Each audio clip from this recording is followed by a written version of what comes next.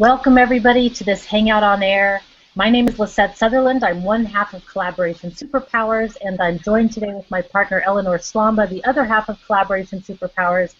And I'm really excited today because it's not often that we get to interview another company that works on remote collaboration. Usually we're interviewing individuals who are on distributed teams, and now we are talking to managing virtual teams who are specialized in distributed teams. So I'm really excited.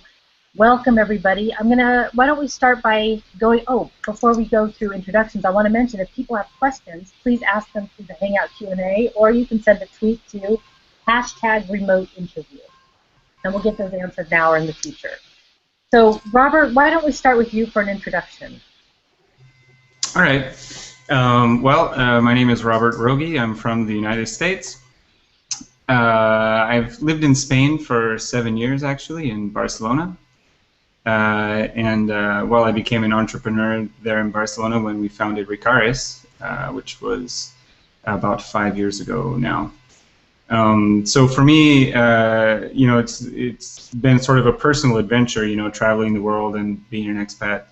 And so having a distributed team or something like that is sort of natural for me, because even a lot of my communications with my family take place, in VoIP interviews. We don't broadcast them, and we don't use the lower third on the Google Hangout. But otherwise, I have a background in literature and the arts, but then I went into business, I don't know. I guess I'm an expat, and that has defined me, I guess, for a long time now. I like to travel and like to learn new things about new peoples. Great. And Anna, how about you? My name is Anna Daines, and I'm originally from the north of Spain, from Catalonia.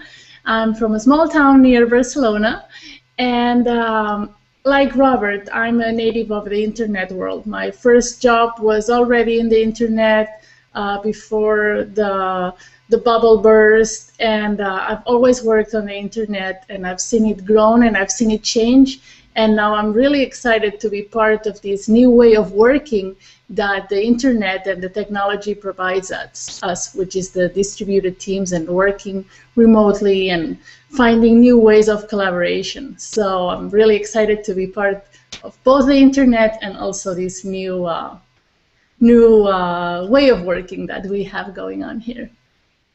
Indeed, it opens up a lot of possibilities, which is why we're talking today. Silvina, let's go to you. Okay, my name is Silvina Martínez. I'm from Argentina, and I've been working remotely for almost 3 years. I started working with Ricaris and then with managing virtual teams. And it's been quite a change for me because I've been working for more than 10 years and always in a regular office with a regular team and commuting to the office every day. And I just really love not having to spend 3 hours a day just to go to work and back home.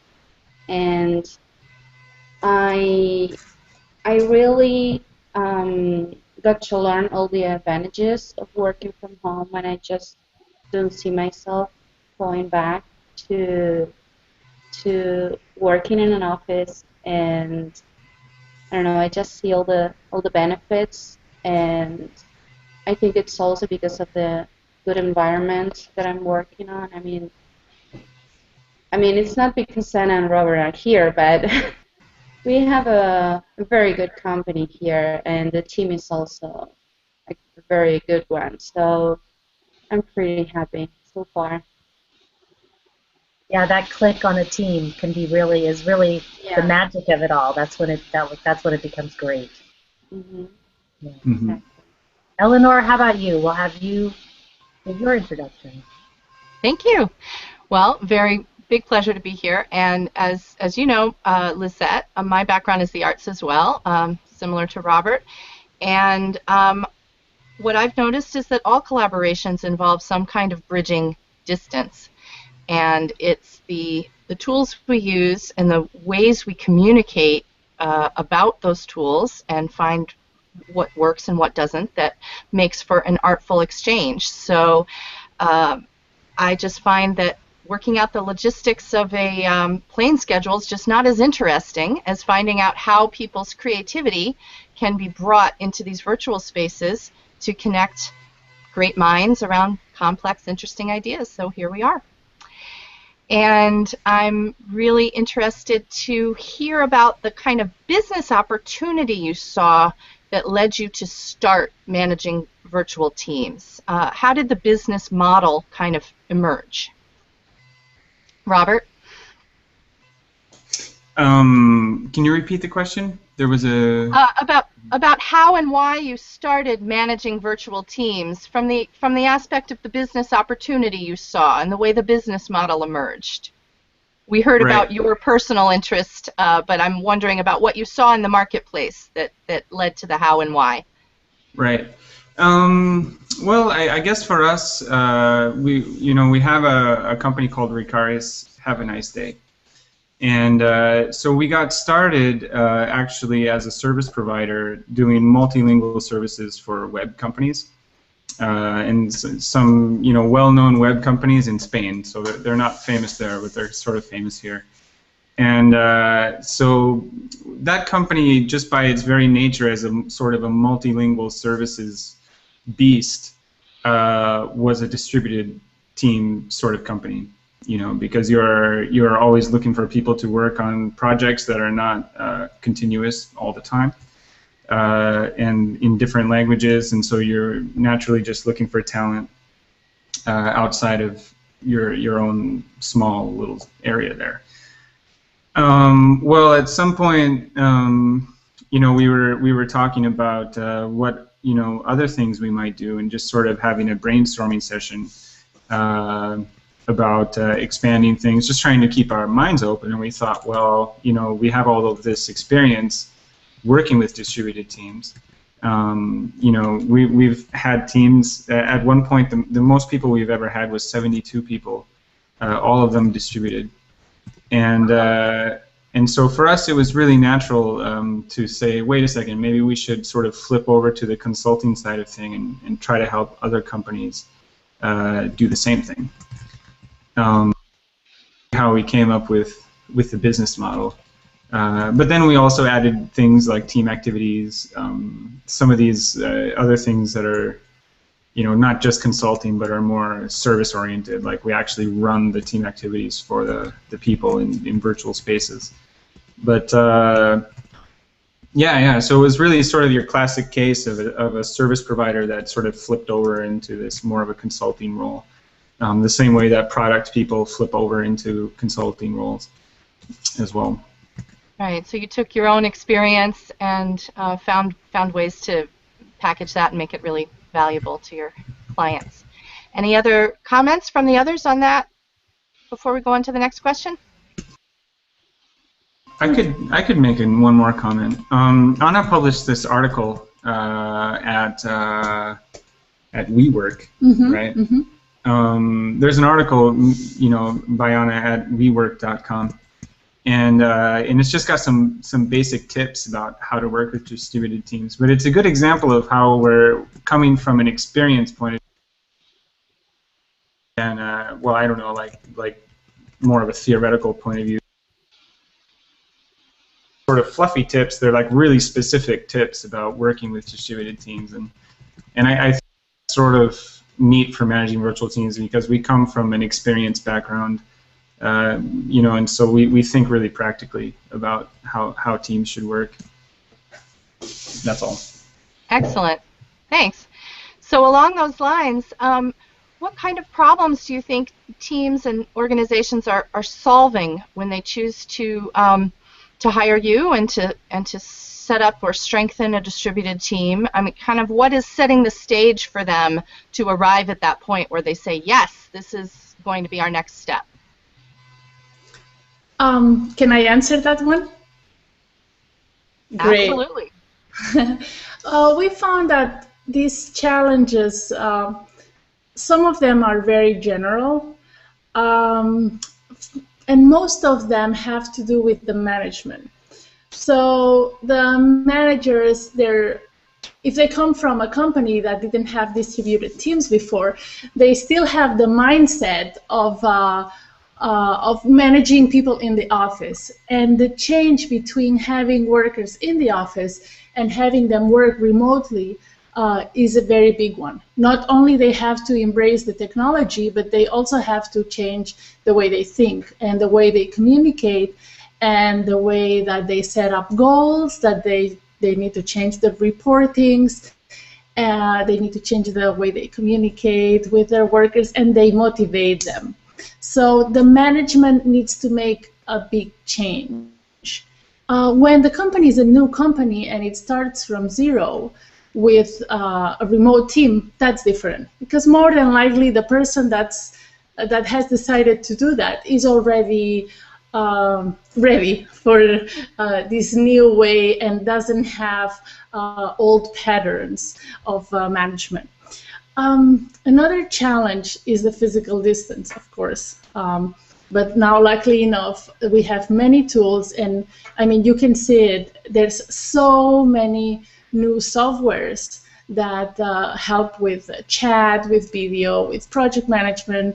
It's amazing. So that physical distance can be broken thanks to the technology.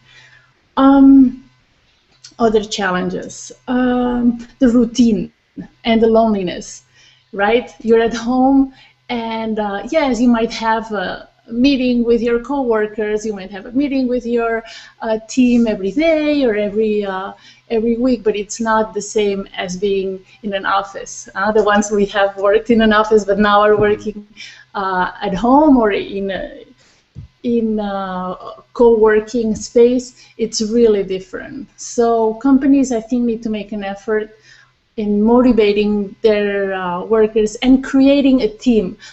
Because another thing that happens very often is that work gets either duplicated or there's no synergy between the different people that are part of a team. So it's very important that the company also creates spaces like coffee breaks or water places where people can virtually stop working and just chat with their coworkers and find a place where you can explain what's worrying you about your project, get some feedback. And I'm not talking about mentoring programs, which they also work, but more informal, informal meetings that will help you find synergies and work together on something. That's something that we have found in some of the companies we have helped and talked to, is that they have problems with people not talking to each other and them not knowing exactly what the other one is doing. Mm-hmm. Especially like with software developers. Yes. Because they tend to sort of hunker into their work, mm-hmm. and sometimes they're naturally introverted. So yes. They won't reach out as easily as maybe other people that are more. The marketing department, for example, will probably reach out a little bit more than the IT department. Yeah, mm-hmm. Yeah, you got it. Yeah, it's a stereotype. So for all the people that are watching, we understand it's a stereotype, and not everybody is like that. But yeah, right. The awareness, right. Mm-hmm. So the awareness of what other team members are doing and what they're working on, and all that information that can be transmitted among the separate team members. Mm-hmm. And so when distributed teams are doing this and organizations are rising to the challenges, what kind of benefits can they see? Silvina, would you like to talk about the benefits to distributed teams? And we want you to take off your mute so we can hear your voice. Of course. There we go. Mm-hmm. Okay, well, while thinking about the benefits, we also think about the reasons why the company start distributed teams and think about changing the way they work.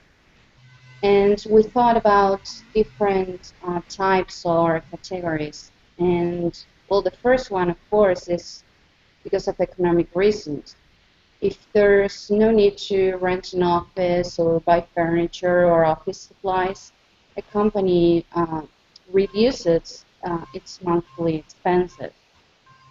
And if we are talking about new companies, then, for example, the risk of hiring someone are also lower because they can choose to look for a freelancer instead of signing a long-term contract. And it's also cheaper because there's no need to use, for example, the private or public transportation.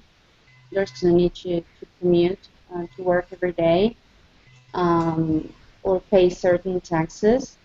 And at the same time, this is also good for the environment.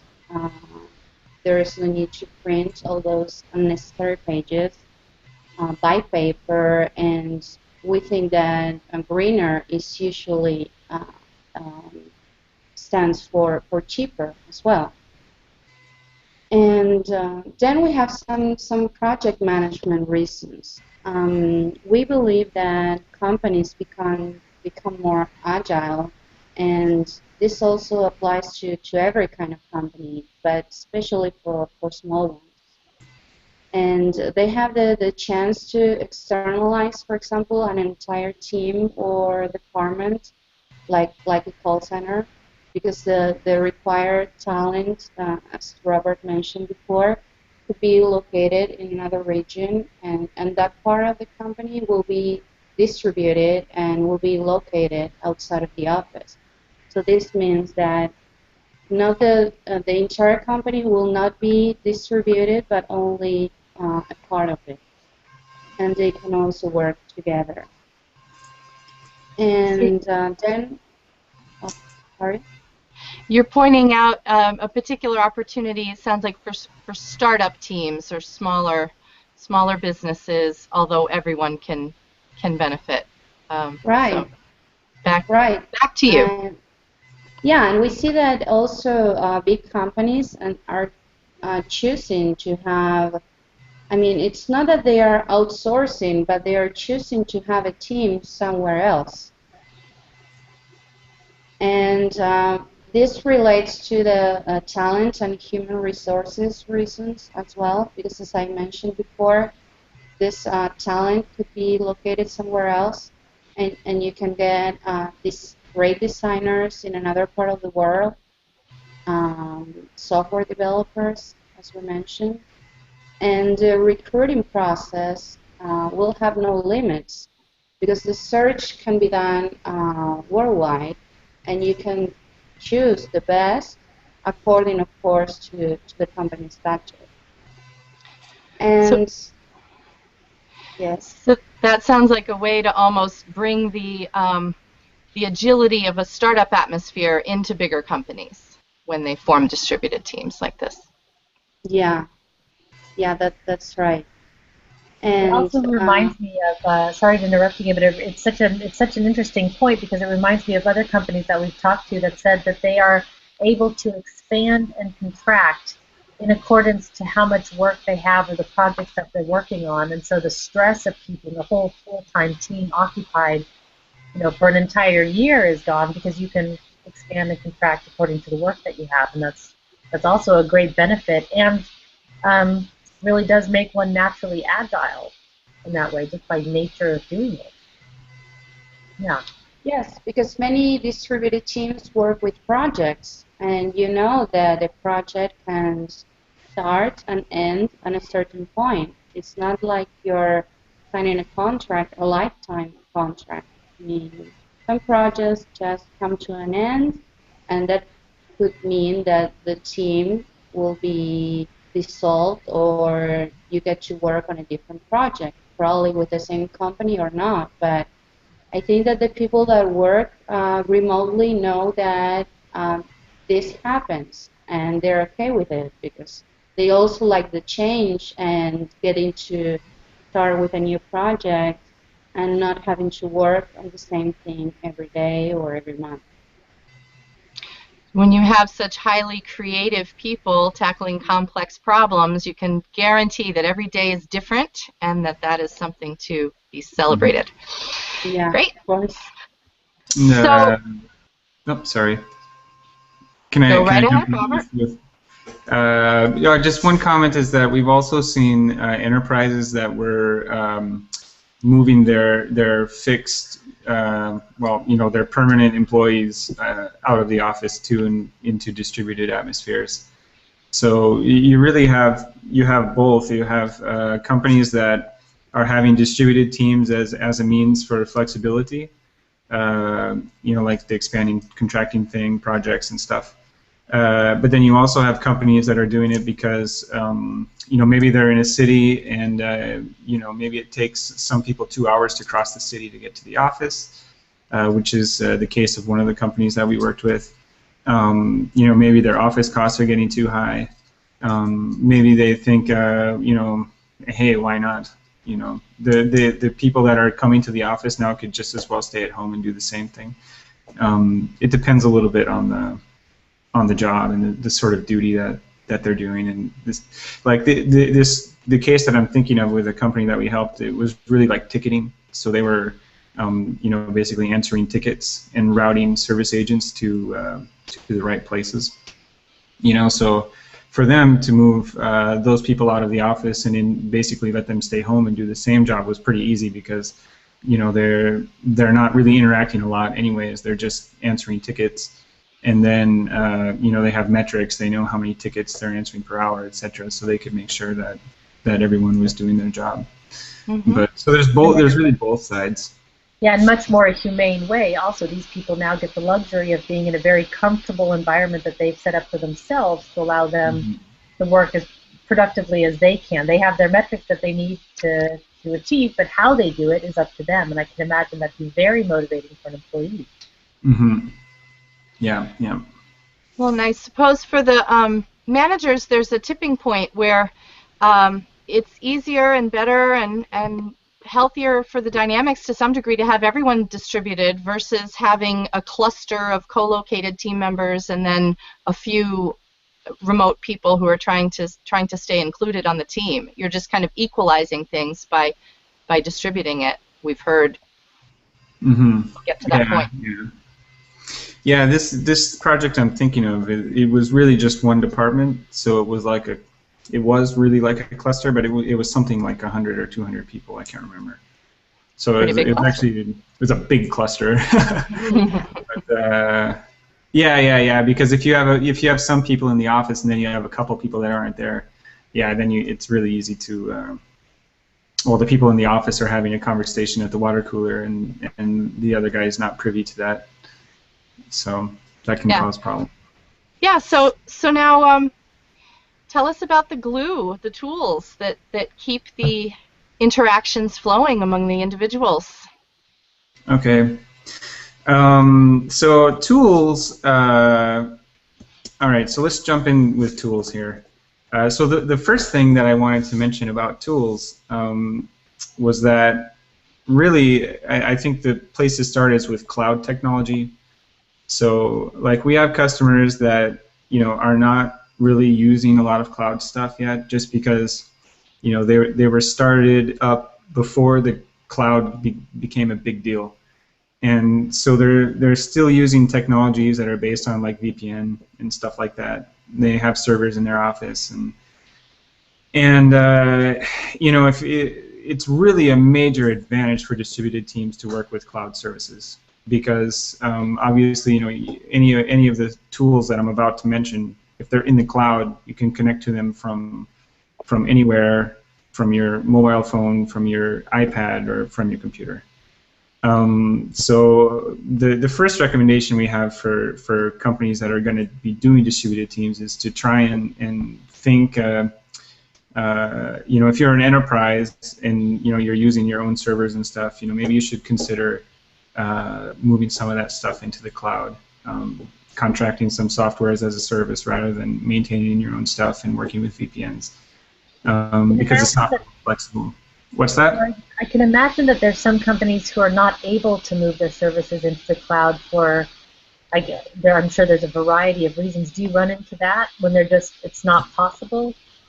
Yeah, I mean, there are companies that have security requirements, but I think what we're seeing is that more and more of the cloud providers are now able to meet those security requirements, which is sort of the focus of. I don't know if you know some project management tools like Rogge or Jira or Teambox, now known as Red Booth. But I mean, all those guys are aiming at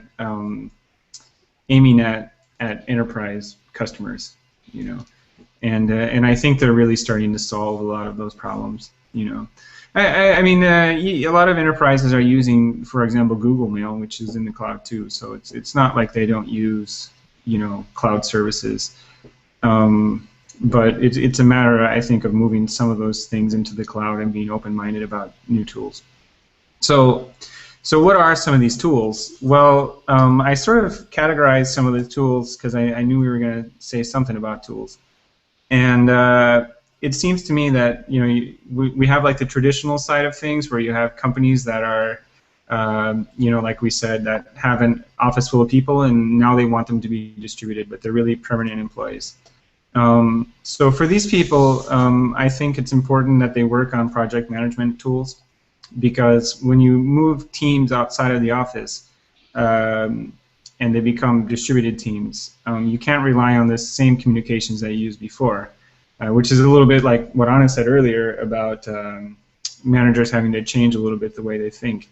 So maybe where before you would rely on meetings and you would rely on email, maybe you need to create more processes for these things and use a project management tool in order to keep track of your conversations and comments on different tasks and projects all in one place. Then you have, there's a whole host of time tracking tools to track time of people versus projects, which can be important for a traditional company if they want to know where the time gets spent. And I think that when people are in the office, maybe a lot of companies are like, yeah, okay, we don't really need to track their time versus all the projects and tasks they work on. But then when they get outside of the office, they're like, what are these people doing? But they're at home. They're like this only at the beginning. Yeah. Soon they realize there's better ways, there's objectives, and there's better ways than looking at what they're doing and like doing screenshots or Yeah, right. Yeah. It's less time based and more value based. Yeah. What is the employee? Yeah. What are they doing rather than where are they sitting? Yeah. Yeah.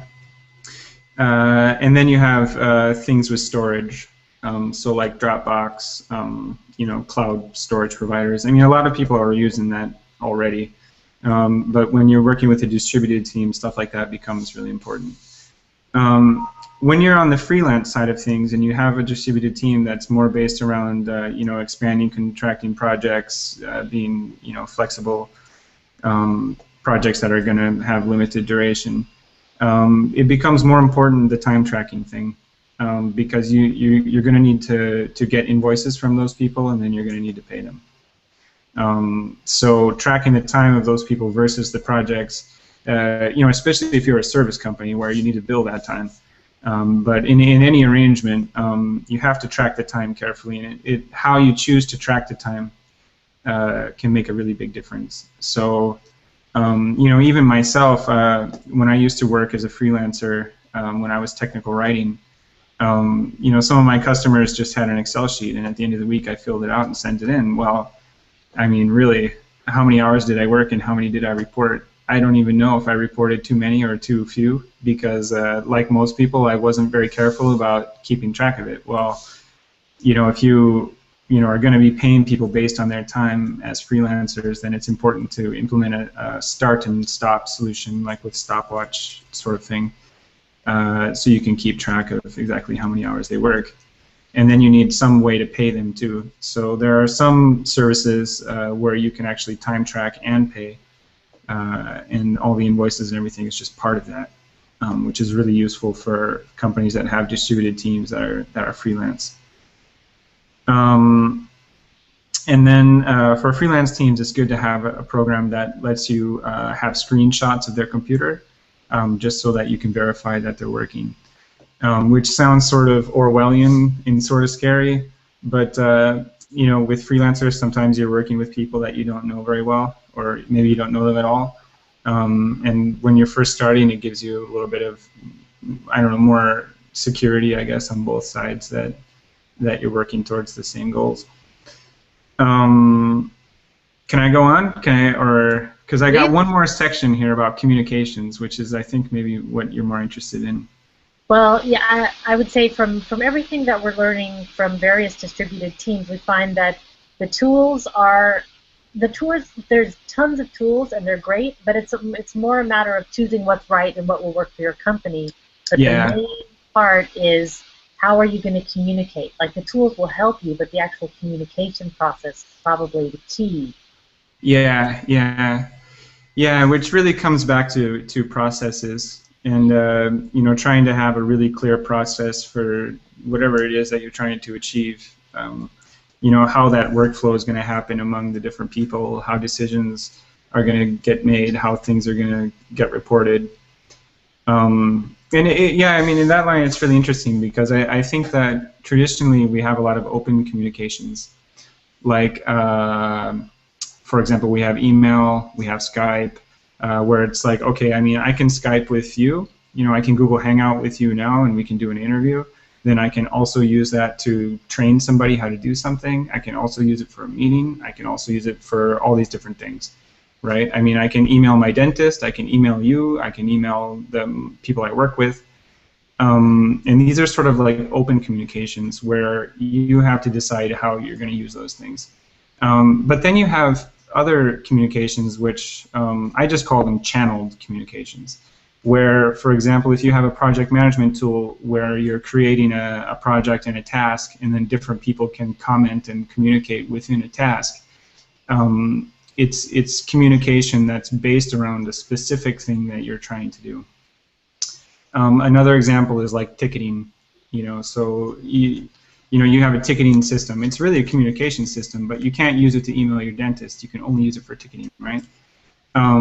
So I think that what companies need to do is they need to look at their processes that they want to have with these distributed teams carefully, and then they need to try and decide which things they want to take place within a channel tool and which things they want to take place in sort of these open tools. And then you've got hybrid tools where it's like, you know, there's some project management tools now that also let you do video chat inside of them. So there's a lot of options out there. But the key is to mix and match your way to the end, I think. And is this a service that Managing Virtual Teams offers? Do you help businesses choose the tools that will work for them or recommend certain things? Oh yeah. We help, and not only with tools that we're really familiar with, but you know, also with specialized tools. We can help companies analyzing those tools and making the right choice. For example, like there's a lot of stuff now for distributed call centers, where the people call in and then the calls actually get routed, you know, to an agent sitting at their home office. You know, even something like that, we can help companies choosing the technology that they're going to work with. So yeah, that's a big part of the consulting services that we offer, and then obviously helping them with the processes that are going to fit within those tools. And in terms of customizing, you know, it all goes back to the individuals and supporting their interactions that you have on your team, and so the personalities come into play. And Anna, I understand you've been thinking about that, which different personality traits feed into the remote work factors. Yeah, during our experience over the years, we have made a lot of mistakes, so we learned from those, and we have also been very lucky with a lot of the people that have worked with us. So I think I can talk a little bit about that from experience. Please do. I'd say that probably more than personality traits, when you are looking for team members, you should make sure that the person shares the purpose of your business, of your project, that can understand and can relate to why that project exists, and they can see themselves involved in offering that service that's going to solve something, or that there's some connection with the purpose. So I think that's probably more important than the personality traits, but they are very important. If the person's going to be working remotely, for sure they need to be independent. They need to be very well organized. And as a manager and as a company, you will need to help them organize themselves. But they need to have like basic, being able to organize their daily tasks and to be able to have like an overlook of all the tasks and the order that they're going to follow, right? Also, you need people that don't need constant supervision. So it needs to be a person that can think independently and that can feel confident enough that doesn't require constant supervision. At the beginning, as a manager, you will want to do this supervision because it's going to give the confidence. So yes, you need a confident person, but also you need to provide constant feedback at the beginning in order to reinforce the confidence, and then that person will able to fly by himself or herself and do a good job. So it's traits of the person, and it's also how the manager is going to help that person be empowered and feel confident. Well, maybe I'll jump in and may I just feedback what I've heard just now, yeah. Because it sounds like two super important points. One is that you want people to have internalized, have the capacity to really internalize and take on as part of their mission, their identity, what you're trying to do in the world, what you're trying to create in the world is part of who they want to be, and that's what they're bringing. And then in terms of the system that's distributed, you want the feedback loops to be tight and to be clear so that people are getting information from the system itself about how they're doing and how they're contributing to that. Exactly. Mm-hmm. And in order to have that, you need everybody in the team to be able to communicate. We don't all feel comfortable in the same way. Some people feel comfortable just picking up the phone and saying everything on the phone. Others feel more comfortable talking by email. Others prefer to chat. It doesn't matter how, but each team member needs to be able to communicate openly. And that is really hard with some multicultural teams because different cultures communicate different things and hide different things. So having team members and managers that are very open and that are very assertive and very positive when they communicate is going to be crucial. So in terms of setting the culture, the manager has a role in not coaching people how to behave, but in really being the example of that and inviting people to a certain level of trust and transparency that's going to benefit the organization. Yeah, exactly. But then it sounds like it's important to, one, not only hire the right people. You need, as a company, you need to be very careful about who you hire. But then also the management needs to also be very well versed in how do multicultural teams need to work together, what kind of communication styles are okay. Oh, this guy communicates via IM, this person communicates via email. How do I get them talking to each other when their communication systems are different? So it's really a challenge on a number of levels. Is there something you see with the companies that you work with? Is there something that, I'm just curious, is there something that comes up over and over and over again? Is there one or a couple big things that everybody struggles with, or is it really customized per company? Is it really different every time? I know it's a little bit out of the blue. No, it's good. It's good. No, it's a good question. It's good. I think a lot of companies have problems finding synergies. They realize that they all have the same goal. It's clear, but they're not making the most out of their work. So I think that one of the problems that they realize they have is that if communication between departments and between team members was better, the work as a whole would be better and more productive. So I think they're finding a lot of problems with finding these synergies that should take them really fast to the same goal, but they're not moving as fast. I think that's probably something that, but that's also something not only particular of distributed teams. It also happens in offices. I was going to say, it sounds like that actually seems like it happens everywhere. Everybody's really looking for that synergy, and that it's just an extra step harder when you're distributed because you don't have that extra sense of being in the same room with somebody. And or / different perspective, it could potentially be simpler in some ways on a distributed team because you're always thinking about having to bridge the distance, and the distance is a reality that can't be ignored. Whereas when you're at the same address, you can still be remote in your minds and not even really realize it, right? Be working on different projects and think you're working on the same project. And so the distributed system always keeps that conversation going about how we're doing the work and is it really connecting us in the ways that we need to stay connected. I'd say that what is so obvious for you, it's not always that obvious for some teams. I wish it was more present.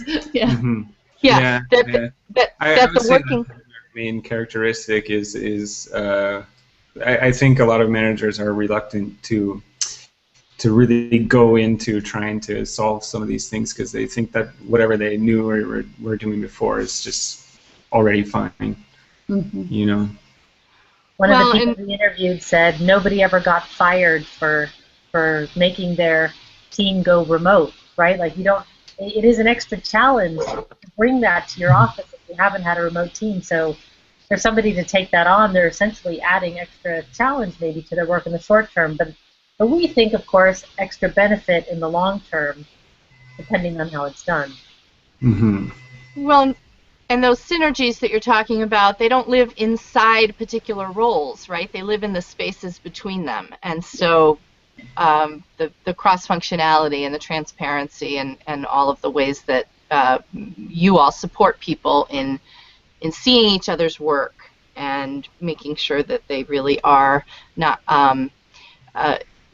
invested in the same goals regardless of where they're located. And so it's been fascinating to hear about how you've worked with clients. Are there examples specific? You've talked about a lot of companies that reference companies that you've helped. Do you want to talk about any specific examples before we wrap up? Mainly, we like to help companies who are in the IT world. Those are the ones that are more open-minded to some changes. When we work with companies that come from old structures, it's very hard sometimes, right, to work with them because they see they need a change, but they're not ready to embrace the technology and to embrace the changes. So we're very keen on working with tech companies that are young and they like to experiment. Yeah, the experimentation is always the fun part. It sounds like you guys have done a lot of that over the years with working with such a large distributed team. Is that where a lot of the exercises on your website have come from? The various games and the exercises that you've got for virtual teams? Is that from your experience? Some of them come from experience, and then some of them are just things that we found. It's important which team activity and exercise that you do, I guess, but the most important thing is that you do it.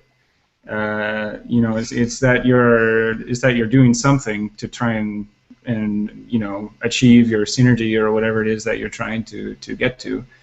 You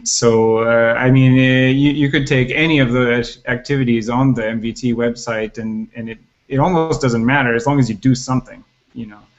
Of course, it's good to to choose the right activity for you. But the main thing is that you do it. Yeah. You know? The activities and most of the content that you can find in our webpage were created by a psychologist, Carolina. She couldn't be here today, but she really helped at the beginning with Ricaris, and then when we created Managing Virtual Teams, because I mean, she would make us play these games, you know, these team activities that first seem so innocent. And then we did them during these meetings, these monthly meetings that we had. And then after that, you could just, you know, feel people more motivated, and they looked innocent, but then what she achieved was amazing. So we think that team activities are key when you work with distributed teams, to have people motivated, to break that loneliness we were talking about, and also to learn a lot about projects and about the people you're working with. People out there. Oh, go ahead. People do seem hungry for that, Right. managers and team members.